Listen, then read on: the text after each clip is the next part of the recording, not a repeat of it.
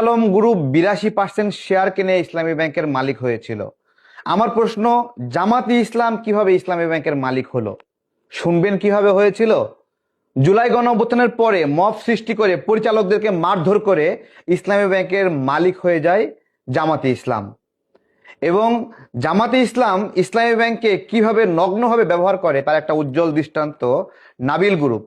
Nabil group 13,000 কোটি টাকা নামে বেনামে, কখনো কেরানির নামে, কখনো দোকানদারের নামে, কখনো গোডাউনের নামে তারা লোন নিয়ে ইসলামী ব্যাংকে ফাঁকা করে দেয়।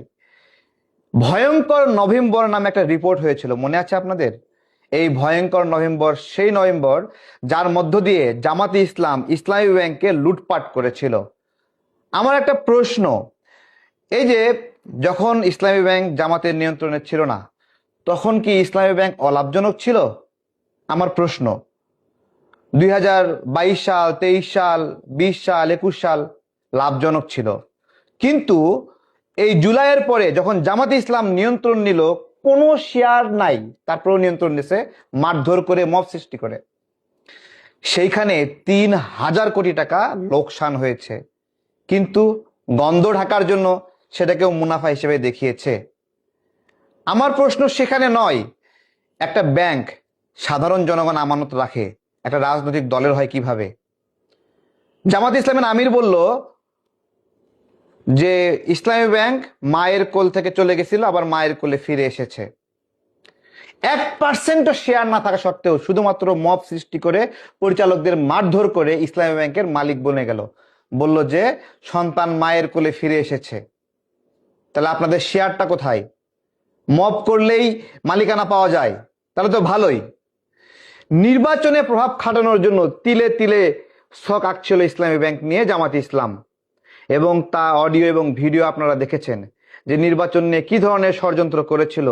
যে শফিকুল মাসুদ পটুয়াখালীর মাস্তান, সেই মাস্তান ফোন দিয়ে বলে তুমি শুধু লিখিত পরীক্ষায় পাশ করো, পিলিতে পাশ করো, ভাইভাতে টিকানোর দায়িত্ব আমার।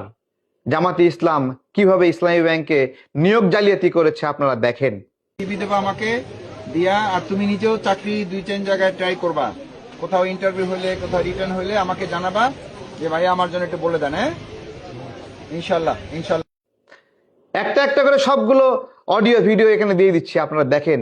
এই মাস্তানরা ইসলামী ব্যাংকের নিয়ন্ত্রণ নিয়ে নিয়েছে। এরা নির্বাচনে কারচুপি করার জন্য কি কি করেছে? হাজার হাজার কর্মীকে ইসলামী ব্যাংক থেকে বের করে দিয়েছে। আরে ভাই, প্রতিবন্ধী তাকে পর্যন্ত ছাড় দেয় নাই, তাকেও তার পেটে লাথি মেরে সেখান থেকে বের করে দেওয়া হয়েছে। আমাকে কোন যুক্তিতে চাকরি থেকে টার্মিনেশন দেওয়া হয়েছে? আমাকে কোনো এক্সপ্লেন করার সুযোগ দেওয়া হয়নি, আমাকে কোনো কিছু করার সুযোগ দেওয়া হয়নি। আমি বলতে চাই, আমি 2025 সালে 120টা অ্যাকাউন্ট এনেছি, এটাই আমার প্রমাণ স্বরূপ। শুধু কেন? নির্বাচনে